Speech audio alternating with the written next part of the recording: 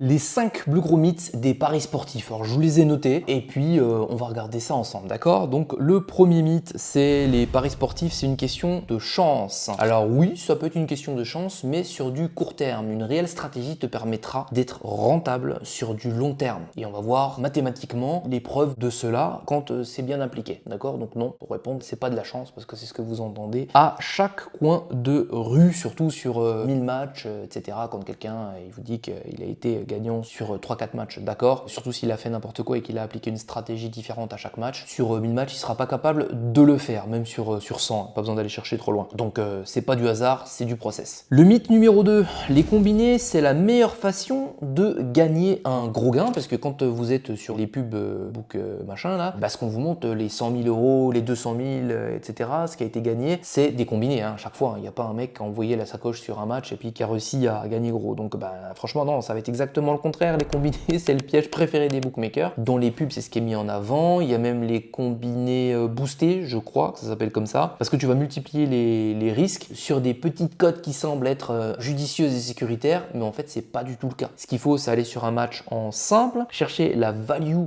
là-dessus, et tu pourras lisser les différentes problématiques qu'on appelle la variance avec des cotes supérieures à 2, 2,50. Voilà, là, tu seras en sécurité. Et si tu veux vraiment gagner gros, il faut aller sur des matchs sécurisé où tu vas attendre plus de temps et dans les dernières 30 secondes, tu auras une cote importante. Et là, oui, pour le même type de pari, admettons un but en première mi-temps, moi j'ai souvent des élèves qui prennent quand même des cotes à 14, à 20, etc. Voilà, donc ça peut arriver alors qu'avec un combiné, il l'aurait jamais fait. Alors après, il gagne pas 100 000 euros, on est sur des mises raisonnables. Alors ça, il y a quelque chose aussi, c'est il faut avoir des infos secrètes pour gagner. Ah ouais, mais lui, à mon avis, il devait connaître quelque chose et c'est pour ça, ça lui a permis de réussir, d'avoir l'info du match truqué, ce genre de choses, ce genre de bêtises absolues et grossières qu'on peut entendre. Donc ça, c'est totalement n'importe quoi. Non, ce qu'il faut, c'est la bonne data, la bonne exécution. Il n'y a pas d'infos secrètes. Il n'y a pas quelqu'un, ah oui, mais moi je savais que...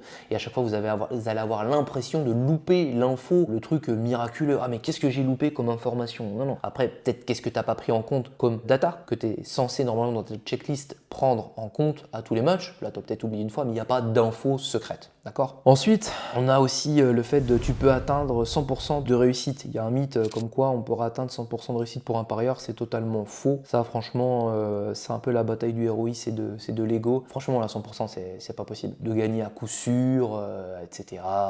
Non, voilà, c'est pas gérable. Il faut toujours corréler le taux de réussite avec votre cote par rapport au nombre de matchs qu'il vous faut. Et puis, voilà, ça va pas plus loin, mais 100% de réussite, non, c'est impossible. Déjà, si vous êtes à 70% de réussite, vous êtes un monstre. Après, il faut une grosse bankroll pour générer un complément de revenu. Non, franchement, ça c'est totalement faux. Franchement, et à chaque fois, le problème c'est qu'il y en a qui n'ont aucune connaissance et ils arrivent avec cette grosse bankroll et ils la perdent. Ils perdent un gros pourcentage, 20, 30, 40% de la bankroll. Quand vous arrivez avec 10 000, ça pique parce que vous n'y connaissez rien et vous arrivez tout de suite avec des armes qu'il faut pas, quoi. Donc moi, ce que je dis quand j'ai des personnes qui arrivent là-dessus, je dis écoute, tu vas déjà prendre 200 euros puis on va travailler avec 7 balles, d'accord? Puis après, tes 10 000, tes 50 000, je m'en moque. Pour le moment, on verra ça plus tard. Déjà, apprends correctement à faire les choses en sécurité parce que moi, j'ai commencé avec très peu, mais avec les années et puis en prenant des fois quelques risques, on peut augmenter ça assez rapidement. Et il y a des méthodologies qui, même avec une petite somme, te permettent de générer un gain mensuel si tu travailles bien en prenant les bonnes cotes, etc. Donc voilà,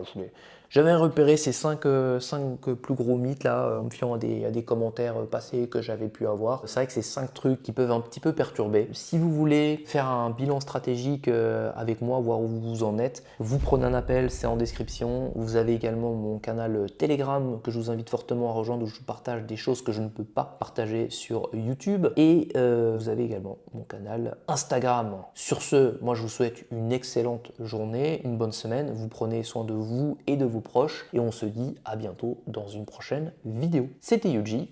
Ciao!